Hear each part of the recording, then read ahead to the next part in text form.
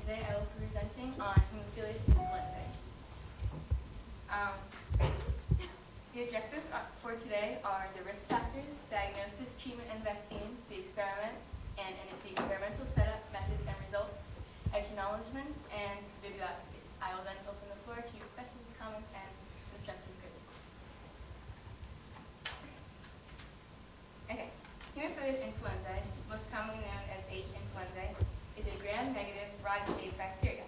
Haemophilus influenzae is an opportunistic pathogen, meaning that the disease lives in the host without causing symptoms, but can severely infect the subject if other factors, such as a viral disease, a viral fever, create an opportunity.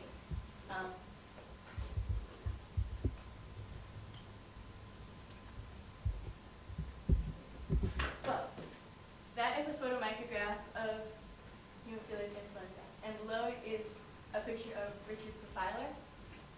Richard Profiler was a German physician and bacteriologist. In 1892, Profiler discovered Haemophilus influenzae and introduced it into the scientific community. Okay. There are 6 well-known types of Haemophilus influenzae, types A through F. Type B, HIV, is the most commonly known type of Haemophilus influenzae, and the other types have not been extensively researched, as they are not very common in Haemophilus influenzae patients. The main cause of Haemophilus influenzae is actually the Haemophilus influenzae bacterium. Another way to contract the disease is through direct respiratory contacts, which is coughing or sneezing. The symptoms are fever. The most common symptoms are fever, cough, and nausea. Risk factors.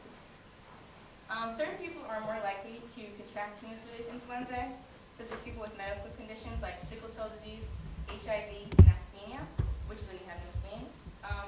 Age groups can also increase or decrease your chances of having Haemophilus influenzae. This is shown in this graph right here. So, as you can see, ages 65 and above are the most likely to have non-typal Haemophilus influenzae. They are also the most likely to have non-B Haemophilus influenzae. Ages 5 and below are the most likely to have HIV, Haemophilus influenzae type B. And ages 5 to 64 are the least likely to have any type of Haemophilus influenzae. Okay. Diagnosis of Haemophilus influenzae includes lab trials using a sample of the infected bodily fluid, such as spinal fluid or blood. Haemophilus influenzae is usually treated with antibiotics for 10 days.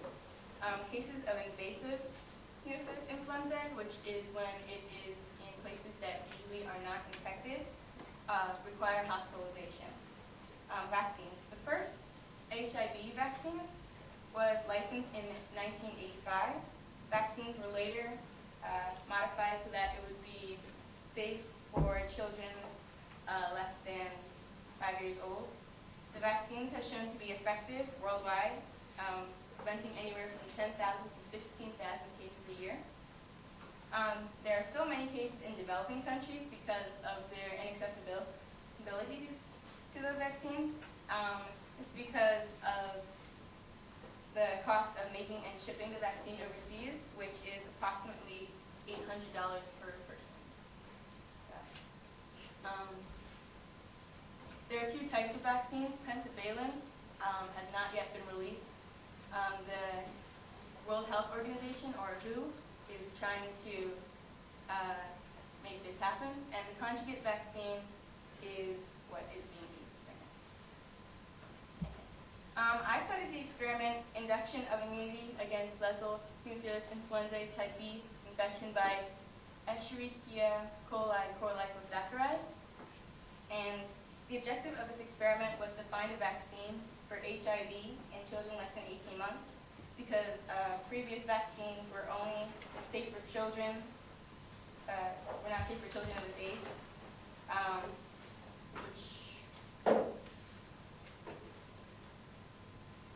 experimental setup. So the materials used, some of the materials used in this were mucin, the Bindfills agar, E. coli, CFI mice, S.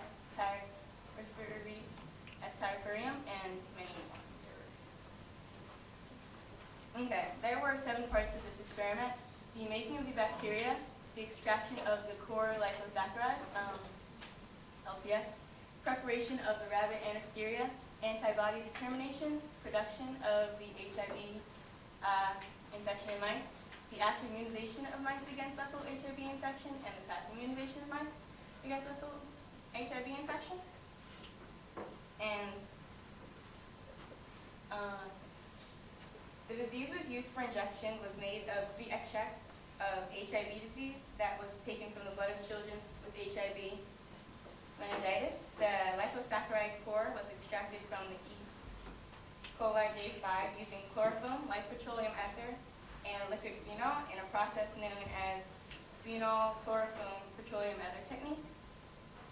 E. coli J5 was grown in trepidate soy broth for the rabbit anesthesia. In the production of the HIV infection in mice, 6 to 8 week old CFI mice were injected and killed to show the effect of the infection on their petroleum, which is a membrane made up of 2 layers. The results of the HIV infection showed that unique combination of the bacterial serum and gel-like proteins produced the effect of the HIV in humans. Deaths were observed in the first 8 to 12 hours of injection. In the active immunization of the mice contracted HIV 1 week after the last injection. The survival rate of the mice increased slightly, but still many died. In the passive immunization, it was proved that injecting the vaccine directly into the bloodstream greatly improved the mice. The vaccine only took effect if administered at least 24 to 72 hours before the infection. Okay, this could help the future because if these tests were used in humans, this could prevent. This was proved to be safe for children like 18 months old, and this could be used to keep them safe. So I would like to acknowledge my mom, Faith, Dr. York, and my science teacher, Ms. Crystal Lau, Dr. New, Dr. Moses, Mr. Robinson, and Mr. Marriott for providing me with a great opportunity. And that's my bibliography. And I now open the floor to questions, comments, and questions.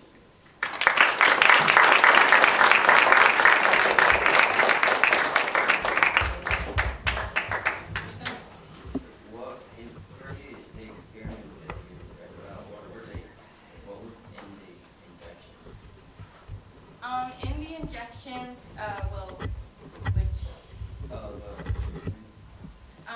the treatment was the Escherichia core liposaccharide, which was,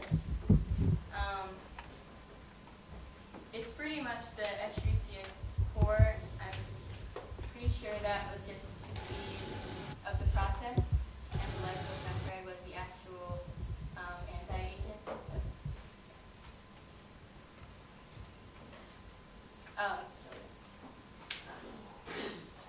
Can you go back to the experiment setup slide?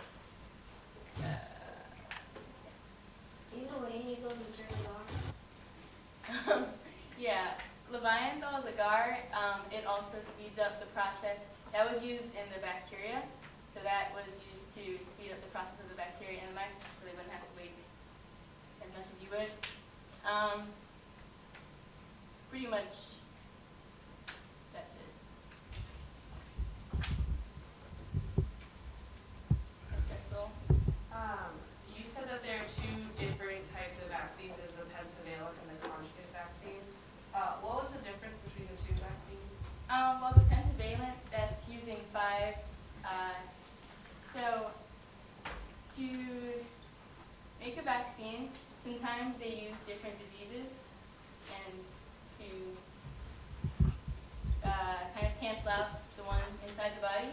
So that was using 5 other diseases to cancel out the one.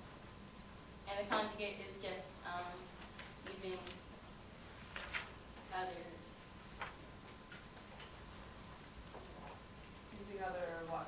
Using other materials like hemoglobin and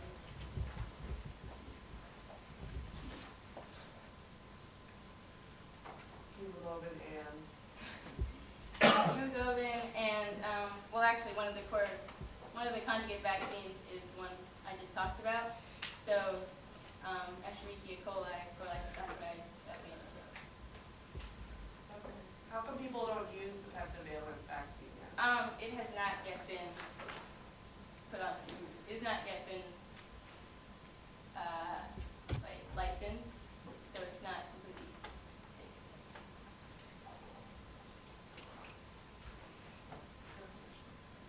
Back to the other. Could you just go back to your title slide, please? Okay. I'm not sure I followed the connection between Haemophilus influenza and HIV. Could you explain that to me? Oh,